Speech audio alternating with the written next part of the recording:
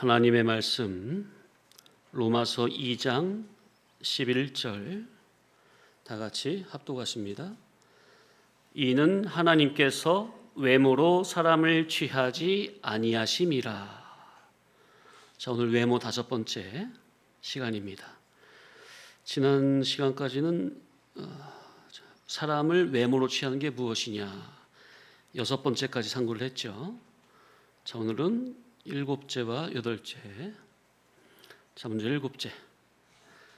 공적으로 판단하지 않고 사적으로 판단하는 게 사람을 외모로 취하는 겁니다. 여기서 공적이라는 말은 사람에 따라 그 기준을 바꾸지 않고 하나님의 진리와 공의를 누구에게나 동일하게 적용한다는 뜻이에요. 그러면 사적인 판단은 뭡니까? 성도가 그리스도의 진리와 공의를 따라 판단하지 않고 개인적인 감정과 혈연, 학연, 지연과 같은 그런 친분과 이해관계에 따라 판단 기준을 그때마다 사람마다 다르게 하는 것입니다. 이해되시죠? 그러면 그리스도인들은, 교회는 항상 그리스도의 진리와 공의를 기준으로 누구에게나 동일하게 적용해서 판단을 하고 관계를 맺어야 합니까? 분명하죠? 자, 그렇다면 이 말씀을 듣는 우리는 공적인 판단으로 하는 게 많을까요? 사적인 판단으로 하는 것이 아직 많이 있을까요? 사람에 따라 다르지만 그러나 진리를 수년 배운 지금까지도 성도님들에게 사적인 판단이 가장 많이 들어있는 부분은 바로 혈연 관계일 겁니다. 교회에서는 진리를 배웠어도 이제 밖에서는, 집에서는 에이, 사람이 어떻게 진리대로만 사느냐, 세상적 판단의 잣대도 중요하니 말씀의 법은 적당히 하면서 세상적 기준도 채워야 한다는 거죠. 아니, 세상적인 그런 기준을 채우지 말라는 말이 아니죠. 근데 세상적인 기준도 어디 아래서 채워야 돼요? 하나님의 진리의 법도 안에서 세상적인 기준도 세워가야 되겠죠? 그런데 그렇게 말하는 것은 뭐예요? 하나님 말씀의 법대로만 하면 세상에서 그냥 잘 안 될 수도 있으니까 적당히 하면, 말씀은 적당히 지켜가면서 지혜롭게 하라는 거죠. 이게 지혜입니까? 음료입니까? 목사님의 교훈과 부모님의 교훈과 조부모의 말이 다르니 어느 장단에 맞춰야 될까요? 강대상에서 목사님은 오직 진리 기준의 잣대로만 하라고 하고, 부모님은 그것을 조금 적절히 섞고, 조부모는 더 세상성을 더 섞어버리니 아이들이 도대체 어느 장단에 맞춰야 됩니까? 학생들, 안 그래요? 그러니 신앙교육이 더디고 힘들 수밖에요. 이 자리에서는 오직 그리스도의 진리 의사의 단일이라는 한 사상만 인정됩니다. 부모님이나 조부모님들은 자녀들에게 다른 사상을 섞으면 안 됩니다. 그래서 이건 뭐 그냥 혼자 우스개 생각이지만 이런 생각도 해봤어요. 다른 교회에서 받은 직분을 다 떼고 처음부터 다시 시작할까? 언행의 본이 되고 진리 주격의 의사 단일에 맞추는 대로 직분을 다시 주는 거예요. 집사, 권사라는 직책에 그 언행이 딱 어울려야 되지 않겠습니까? 명칭만 듣기 좋은 집사, 듣기 좋은 권사가 무슨 소용입니까? 우리 교회에서 직분이 무슨 명예직도 아니고 우리가 뭐 일반 종교인들도 아니고. 사실 뭐 이런 생각은 예전부터 가끔 혼자 해봤던 것이고 또 앞선 강사 목사님도 이런 말씀을 가끔 한번 하신 적 있어요. 우스갯소리로 다 띄고 다시 시작하자고.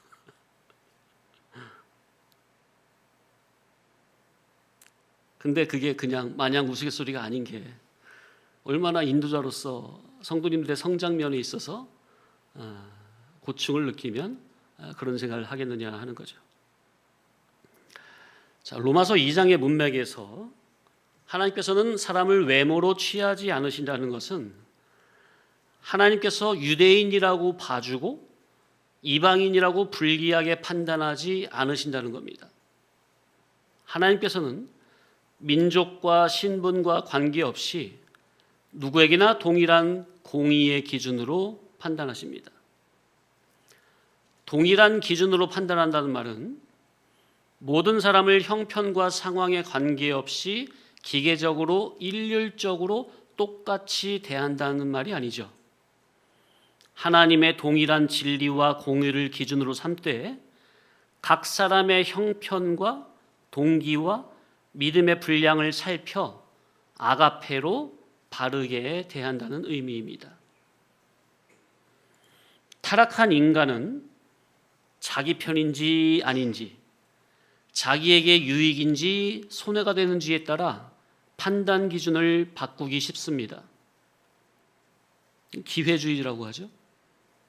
신앙인, 특히나 진리 성도는 절대로 기회주의는 안 돼요. 교회 공동체인 우리 역시 사람을 대할 때 개인적인 감정이나 혈연, 학연, 지연이나 이해관계에 따라 판단 기준을 달리해서는 안 됩니다. 누구에게나 성경에 게시된 그리스도의 진리와 공의를 동일한 기준으로 놓고 판단과 적용을 해야 합니다. 특히 목회자는 누구보다 자기 감정과 이해관계를 경계하고 오직 진리를 기준으로 성도를 대하고 판단해야 합니다. 이게 정말 중요합니다. 목회자부터 혈연 관계에 얽매이지 않고 오직 공의의 진리로 한다는 것이 정말 성도님들이 느껴져야 돼요.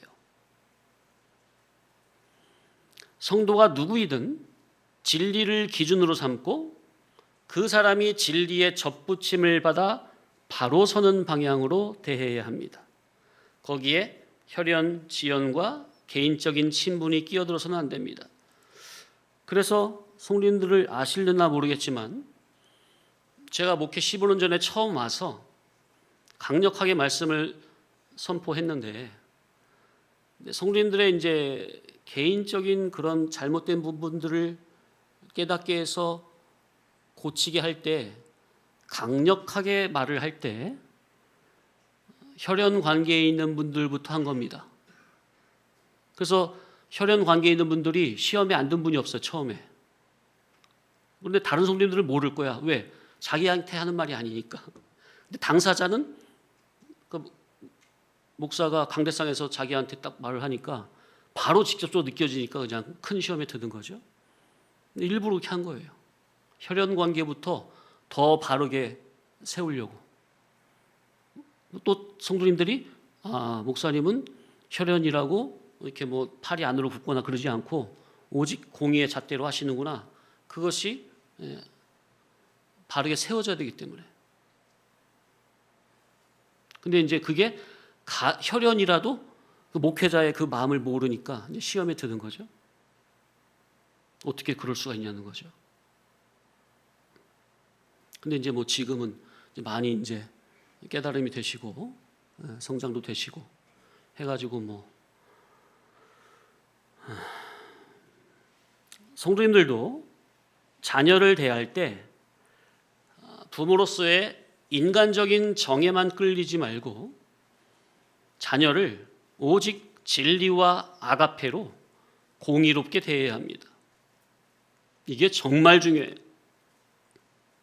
여기에 인간적인 것이 더 크게 작용되지 않도록 진리와 아가페보다 사사로운 부모의 감정이나 인정이 앞서지 않도록 삶과 마음을 잘 살피고 분별해야 합니다. 우리 부모님들은 여기에 예민해야 돼요. 그게 하나님의 공적 기준을 따라 판단하는 겁니다. 그러니 한마디로 하면 공적 판단은 누구에게나 동일한 진리와 공의의 기준을 적용하되 각 사람의 형편을 아가페로 살펴 바르게 대한다는 거 이해되시죠? 오늘 정말 중요한 교훈을 세우고 있습니다. 이거 역시 정말 성도님들 잘 들으셔가지고 자기 속에 사적인 그런 기준은 다 발견하고 제하고 정말 그리스도의 공의로운 절대 공의로운 기준 잣대를 세우는 귀한 시간이 되어야 되겠어요. 하나님께서는 모든 것을 자신의 공의와 전체 구원 섭리에 따라 판단하십니다. 하나님은 모든 사실과 사람의 중심을 아시는 전지하신 분이며 거룩하고 공의로우셔서 개인적인 편견이나 이해관계에 좌우되지 않으며 누구에게나 동일한 진리의 기준으로 판단하시므로 하나님의 판단은 완전하고 공적입니다. 반면 타락한 인간은 하나님의 전체적인 구원 섭리를 다 알지 못할 뿐만 아니라 세상과 물질 중심의 지식과 자기 중심적인 양심으로 판단하기 쉽습니다. 참 성도님들이 이런 기준으로 나올 때 목회자는 상당히 마음이 아픈 거예요.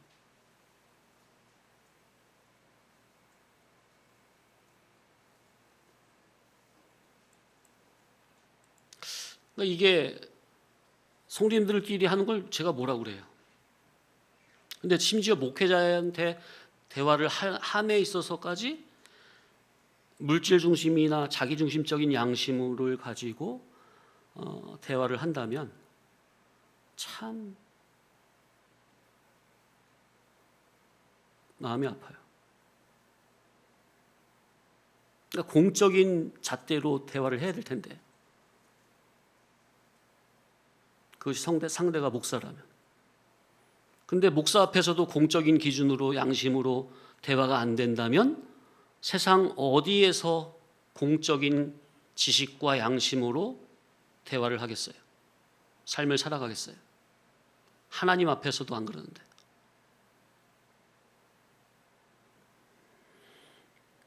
자신의 제한된 지식과 감정과 이해관계를 절대화하여 사람에 따라 판단 기준을 바꿀 때 바로 그것이 사적인 판단이며 사람을 외모로 취하는 겁니다.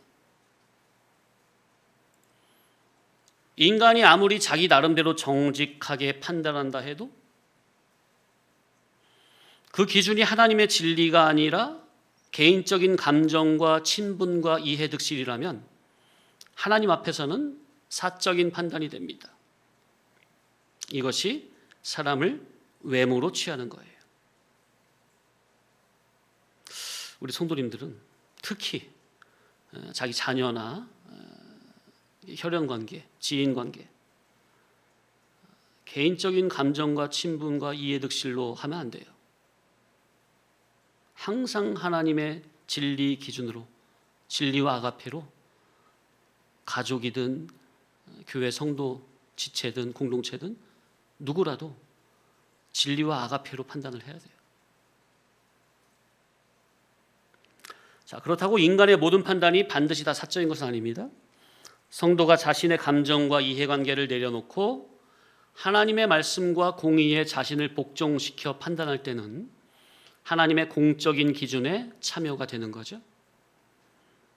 그렇다면 우리는 누구의 기준을 가져야 되겠습니까? 선악과 먹고 타락한 각자 자기가. 자, 선악과 먹고 타락한 죄인은 선악을 나누는 기준이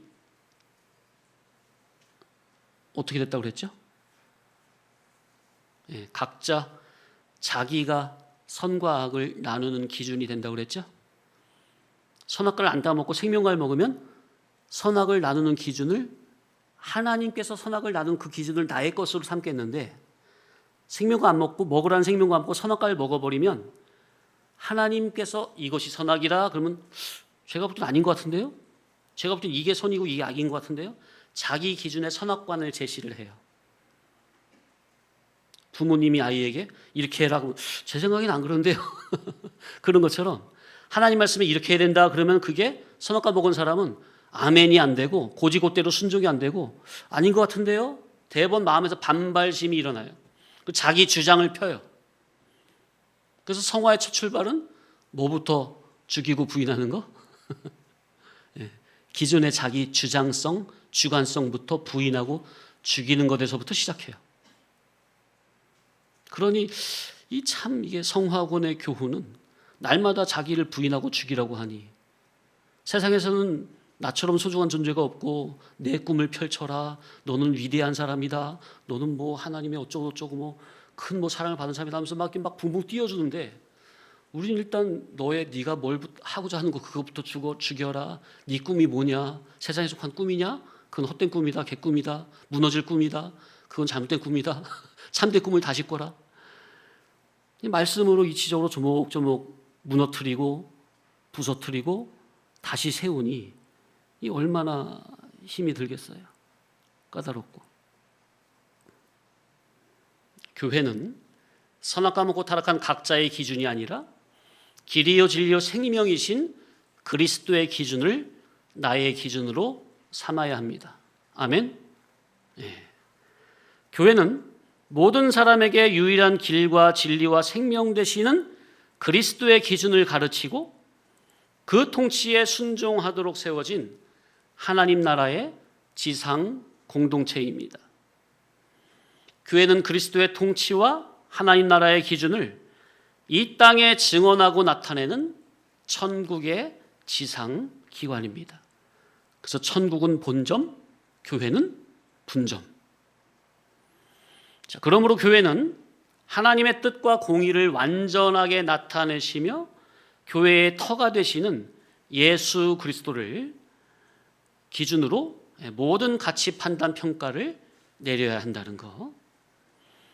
교회가 그리스도의 진리가 아니라 사람의 외적 조건이나 친분과 이해관계에 따라 판단 기준을 달리한다면 그것이 바로 외모로 취하는 거예요. 가만 보면 우리가 상당히 외모로 취한 게 많았죠. 어느 시, 어느 때, 어느 사건, 어느 상황 상관없이 누구라도 교회에서든 가정에서든 직장에서든 누구라도 어디에서든 항상 그리스도의 진리를 기준으로 판단을 해야 되겠는데 교회에서만 그렇게 하고 밖에서 가정에서 직장에서는 항상 그런 세상적인 물질적 이해타산, 외부적인 조건에 따라서 판단 기준을 달리한다면 그것이 바로 우리가 외모로 취하는 죄로 살고 있다는 것. 교회가 자기 전통이나 지도자의 사적 감정과 이해관계를 앞세우면 교회 역시 외모로 판단할 수 있습니다. 특히나 이 진리 말씀에 대한 복음에 대한 자부심이 강한 보수 교회에 속한 교회일수록이요. 그 교회만의 전통,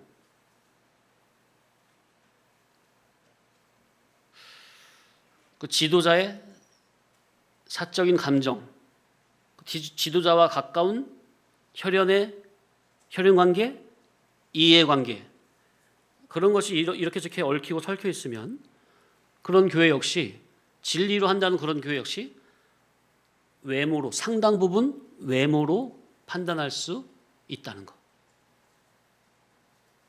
이런 부분 정말 주의해야 돼요. 그러니 교회는 하나님의 진리 편에서 판단을 내려야 공적으로 인정됩니다. 물론 교회가 내린 판단이라고 해서 자동으로 그게 다 공적으로 되는 건 아닙니다. 교회 판단 역시 성경 전체의 계시와 그리스도의 복음에 합당한지 계속 분별받아야 합니다. 그러나 성경의 진리에 합당한 판단이라면 각자의 감정과 이해관계를 내려놓고 그 공의의 기준에 복종해야 합니다. 자, 그래서 교회된 우리는 사람에 따라 기준을 바꾸지 말고 우리에게 분별과 책임이 맡겨진 그 안에서 하나님의 진리와 공의를 기준으로 판단해야 합니다. 알 수 없는 사람의 속 마음과 하나님의 숨은 섭리는 함부로 단정하면 안 됩니다. 사람을 외모로 취한다는 것은 대상에 따라 판단 기준을 달리 적용하는 것이며, 공적으로 판단하는 것은 개인의 감정과 이해관계를 내려놓고 누구에게나 동일한 그리스도의 진리와 공의의 기준을 적용하는 겁니다. 저 역시 성도님들과 제 자녀들을 대할 때 제 육적 감정이나 육적인 물질적인 이해타산이 아니라 그리스도의 진리와 공의를 기준으로 대해야 하고, 저는 상당히 그렇게 하려고 하고 있습니다. 성도님들은 어떻습니까? 교회에서 말씀 들을 때는 공적, 집에 가자마자 사적, 그런 부분이 많이 계실 거예요. 사실을 잘 돌아보시고 집에 가서 생각해 보시고 또 대화도 해보시기 바랍니다. 인간은 외적 조건과 자기 이해관계에 따라 판단하기 쉽지만 하나님께서는 자기 중심과 동기와 행위를 모두 아시고 진리와 공의로 판단하십니다. 자, 따라 하실까요? 사람에 따라 기준을 바꾸지 말고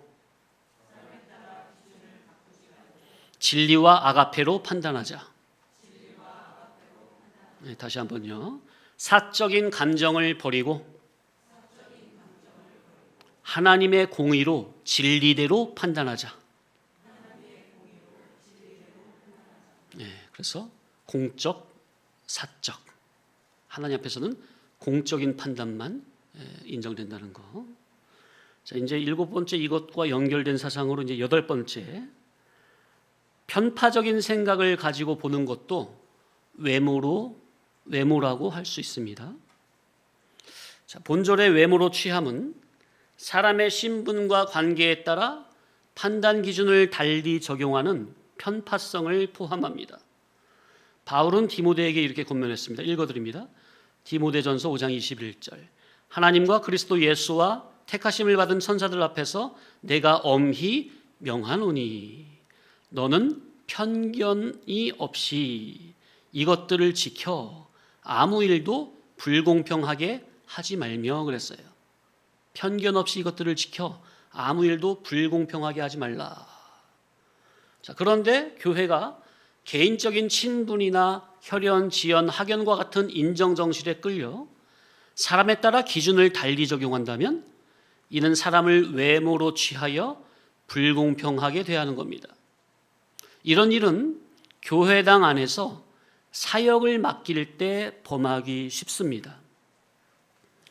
교회는 모든 판단을 공적으로 판단해야 합니다. 직분이나 사역을 맡길 때도 마찬가지로 모든 면에서 공의롭게 해야 합니다.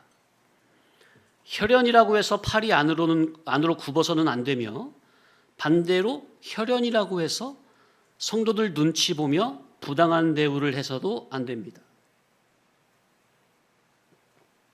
공정성은 가족이나 가까운 사람을 무조건 배제하는 것이 아닙니다.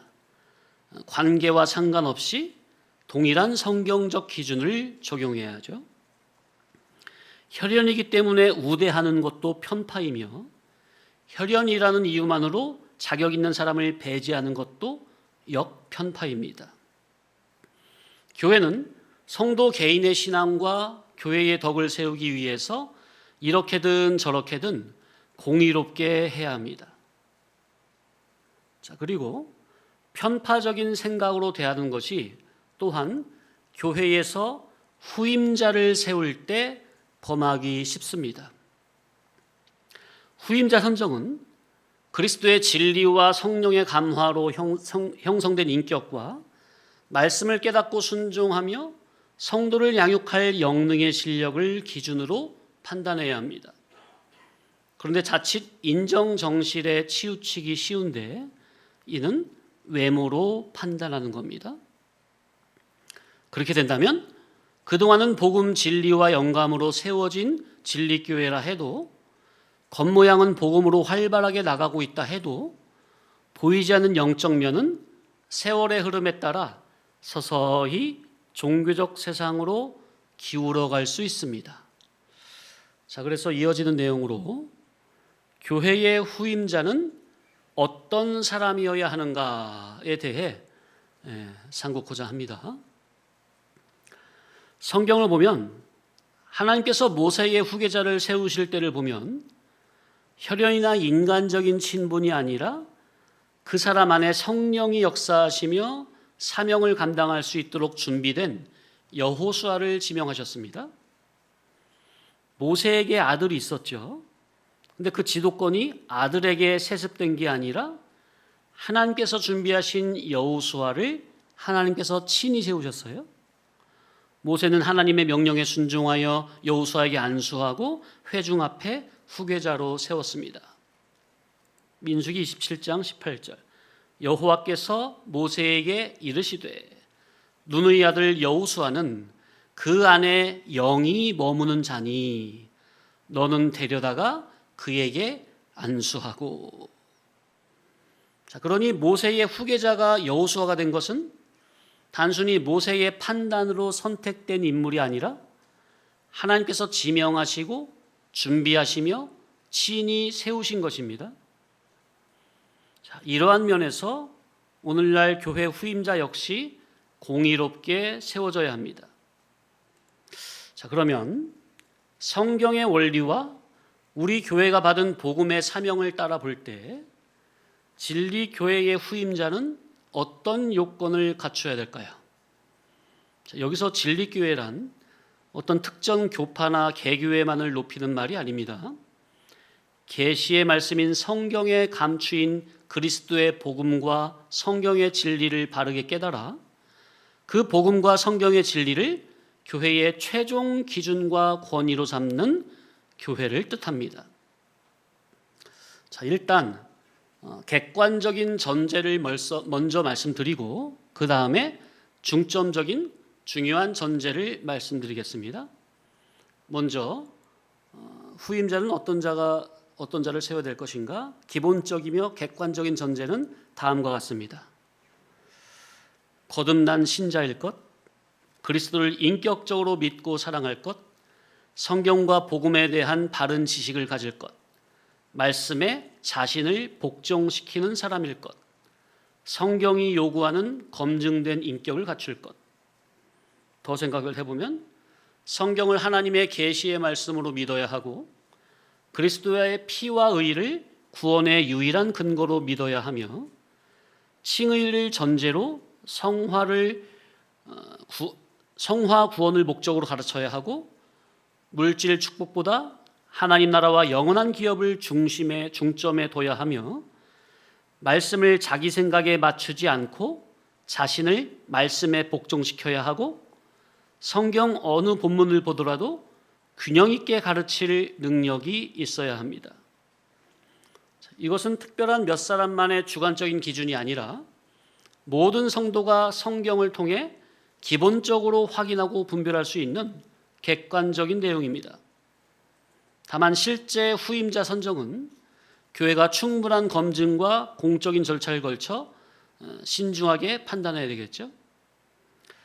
자, 성경에서 후임자는 다음을 갖춰야 됩니다. 사도 바울이 디모데와 디도에게 말한 겁니다. 읽어드립니다. 찾아볼까요? 디모데전서 3장 1절 이하. 디모데전서 3장 1절 이하.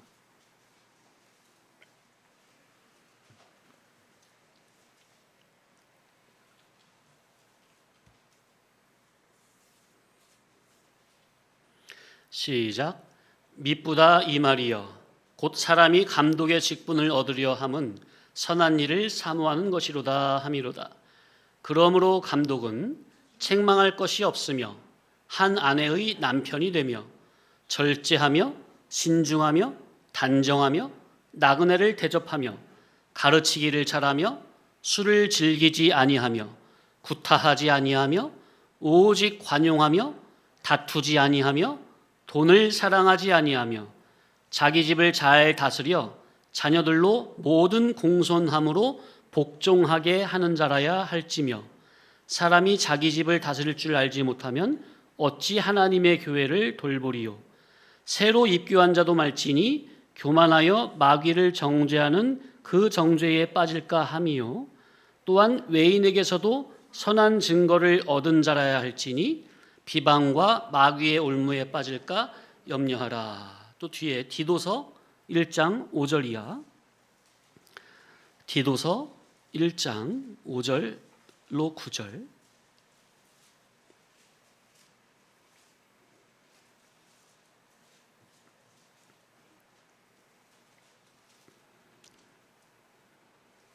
시작. 내가 너를 그레데에 남겨둔 이유는 남은 일을 정리하고 내가 명한 대로 각 성의 장로들을 세우게 하려 함이니 책망할 것이 없고 한 아내의 남편이며 방탕하다 하는 비난을 받거나 불순종하는 일이 없는 믿는 자녀를 둔 자라야 할지라.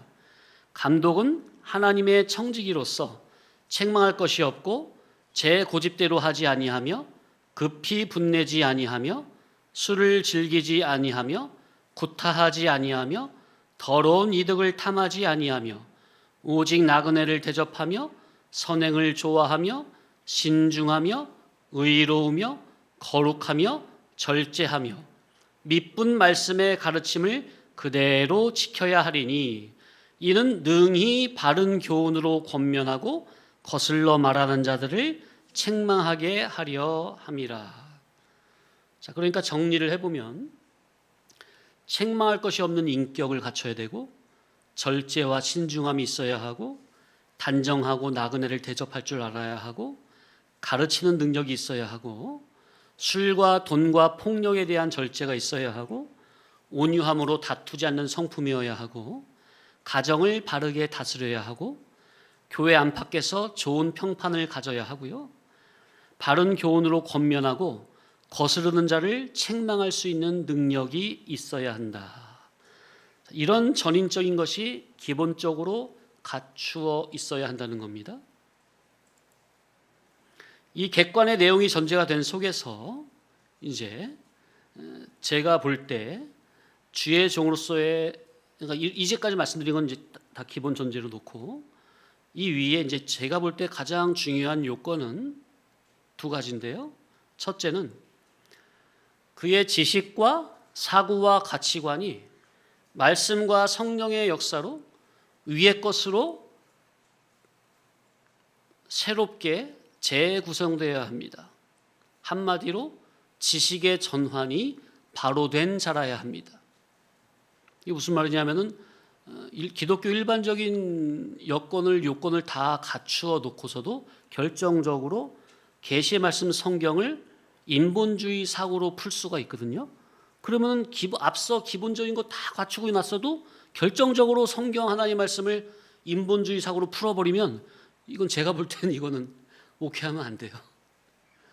왜냐하면 거짓 복음, 다른 복음을 전하니까 거짓종이 돼버리니까 본인의 양심과 충성심과 주를 위한 사명감하고 전혀 상관없이 주를 위한 열정과 전혀 상관없이 마치 베드로가 십자가 지신다는 주님을 주여 그리마옵소서 뜯어 말린 것처럼 그죠? 지식이 잘못되면 목회하면 안 돼요. 제가 볼 때는. 그래서 저는 지식의 전환을 가장 중요하게 보는 거예요. 이제 앞서 말씀드린 기본 여건, 객관적인 여건은 다 전제로 하고 그 위에 지식의 전환이 돼야 합니다. 그래서 성경을 보는 지식의 기준이 일단 물질 개념에서 위로부터 다시 난 진리 개념으로 사고를 해야 합니다. 이는 진리교회의 인도자로서는 반드시 갖춰야 할 근원적인 요건입니다. 지식의 전환. 이 지식의 전환은 다음과 같은 목회의 방향을 갖게 합니다. 물질 개념에서 진리 개념으로 사고합니다. 칭의와 성화와 천국 기업의 복음을 중심에 둡니다. 진리와 성령의 인도를 분별하고 가르치기를 힘쓰게 됩니다. 교회의 신학적 유산을 이해하고 계승하고 발전시키기를 힘씁니다. 자, 그러니까 앞서 말씀드린 검증된 인격은 목양을 할 수 있는 기본 자질을 보여주며, 그 다음에 말씀드린 진리 지식으로의 전환은 가장 중요한 목회의 목적과 방향을 결정하기 때문에 목회를 할 자는 기본 인격의 신앙 됨됨이와 진리 지식으로의 전환은 반드시 요구돼요. 첫 번째 뭐라고요? 기본 인격의 신앙 됨됨이, 그 위에 진리로 지식의 전환, 이건 반드시 요구돼요. 만약 기본적인 신앙 인격의 됨됨이가 갖춰지지 않았거나 아니면 지식이 진리 중심으로 전환되지 않았다면 그가 세상에서 아무리 목회 경험과 성경 지식과 유학 경험과 학위가 뛰어나도 그것만으로 진리 교회를 바르게 인도할 수 없습니다. 목회 경험과 유학과 학위가 무가치한 것은 아닙니다.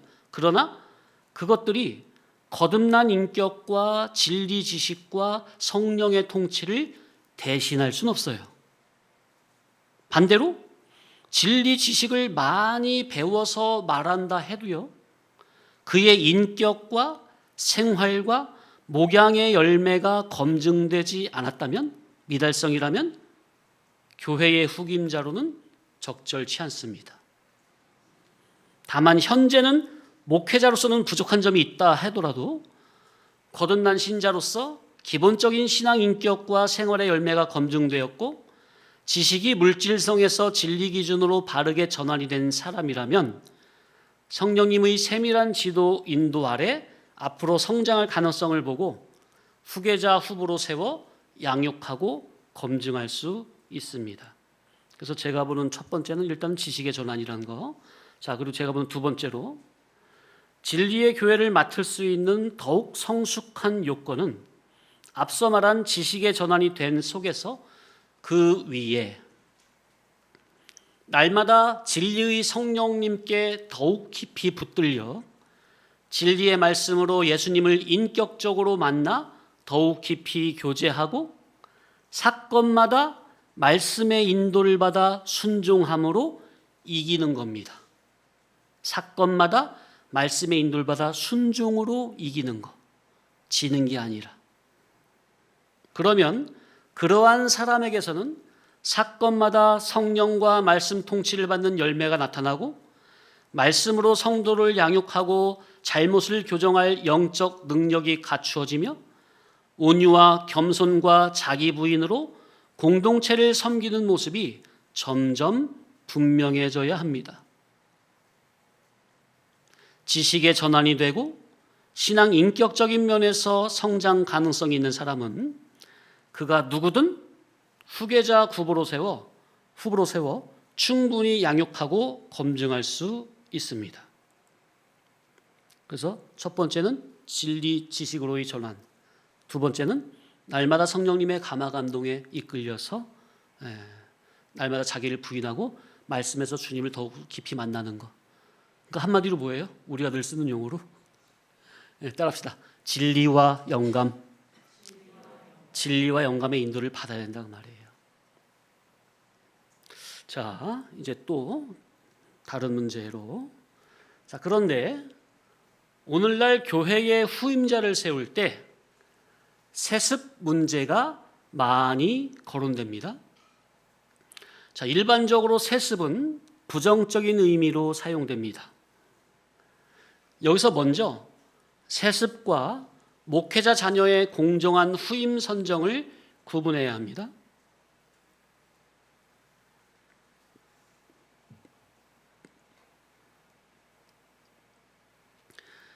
교회와 목회직을 가족의 전유물처럼 여기고 아들이라는 이유로 물려주는 것은 세습이며 옳지 않습니다.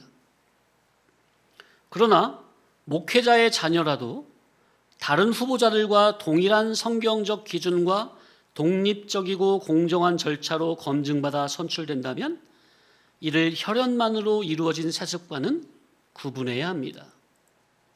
성경적 공의의 원리에서 보면 목회자 자녀인지 아닌지가 우선적인 판단 기준이 되어서는 안 됩니다. 그가 누가 됐든 앞서 살펴본 그런 성경적 자격을 갖춘 사람을 후임자로 세워야 합니다. 자, 보통 보면 목회자 자녀는 어려서부터 말씀과 교회의 신앙을 가까이서 배우고 교회의 역사와 신학적 유산을 익힐 기회를 남보다 일찍 많이 가질 수 있습니다. 이것은 분명히 유익한 조건이 될 수 있겠죠. 그러나 그러한 환경이 그 사람의 거듭남과 소명과 인격과 목회 자격을 자동으로 보증하는 것은 아닙니다.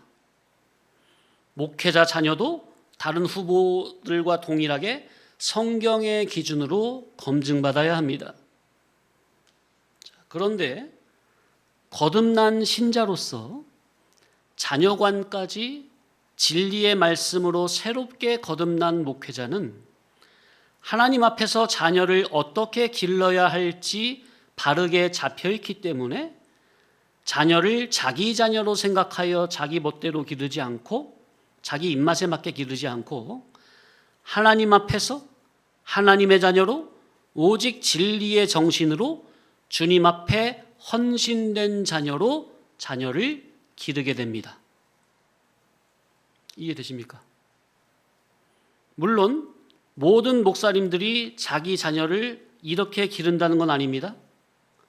목회자 자녀들이 신앙도 없고 문제를 일으키는 경우도 상당히 많죠. 성경을 봐도 엘리 제사장의 아들들은 제사장의 직분을 혈연으로 이어받았지만 거룩한 직분에 합당하지 않게 행동했고 하나님께서는 그들의 죄를 심판하셨습니다. 두 아들이 한날의 전쟁에서 죽었죠. 또한 그 훌륭한 사무엘 선지자의 아들들도 아버지의 그 길을 따르지 않았습니다. 또한 모세도 그 아들들이 아니라 하나님께서 지명하신 여호수아가 후임자가 되었습니다. 안타깝게도 혈연과 신앙의 계승은 같은 것이 아닙니다. 그래서 모든 주의 종 목사님들이 자녀를 다 하나님 앞에서 바르게 기른다는 말이 아닙니다. 그러나 자녀를 자기의 소유로 여기지 않고 하나님의 자녀로 맡겨진 존재로 받아 어려서부터 진리의 말씀으로 양육하려 힘쓰는 그런 목회자도 있습니다. 그런 자녀는 보통 주의 종이 갖춰야 될 성경이 요구하는 기본적인 요건을 갖추고 있고 또한 어려서부터 성경을 잘 배우고 진리의 사상을 알아 지식의 전환이 되고 그에게 분명한 신앙과 소명의식이 있어서 그리스도의 종으로서 순종코자 하는 마음, 자원하는 마음이 있다면 앞으로 성령께서 영적, 인격적으로 더 강하게 붙들어 주시기를 바라는 마음에서 훈련의 과정을 통해 후보로 양육하고 검증하는 겁니다. 그런데 이런 내외적인 사정은 안 보고 목회자의 자녀라는 이유만으로 자격과 소명과 검증된 열매를 전혀 살피지 않고 무조건 배제한다면 그것도 앞서 말씀드린 혈연을 기준으로 한 역편파로 공적이 아니라 사적인 판단이 될 수 있습니다. 그러나 현재 교회들이 혈연에 의한 권력 승계와 이해 충돌을 우려하는 것은 정당합니다. 그러므로 목회자의 자녀가 후보가 될 경우에는 다른 후보자보다 기준을 낮출 것이 아니라 오히려 더욱 투명하고 엄정한 검증을 받아야 합니다. 누가 됐든 실제로 교회를 맡길 때는 장래의 가능성만으로는 부족합니다. 성경이 요구하는 인격과 가정생활과 가르치는 능력과 목양의 열매가 실제로 충분히 검증되어야 합니다.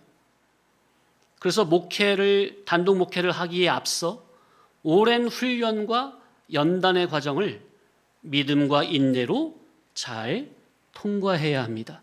그런 과정이 반드시 있어야 돼요. 목회자의 자녀라는 사실은 후임자의 자격도 아니고 결격 사유도 아닙니다. 오직 성경적 자격과 검증된 열매와 독립적이고 공정한 선정 절차가 판단 기준이 돼야 합니다. 그래서 어떻게 말씀을 준비하다 보니까 맨 땅에서 또 아침부터 그냥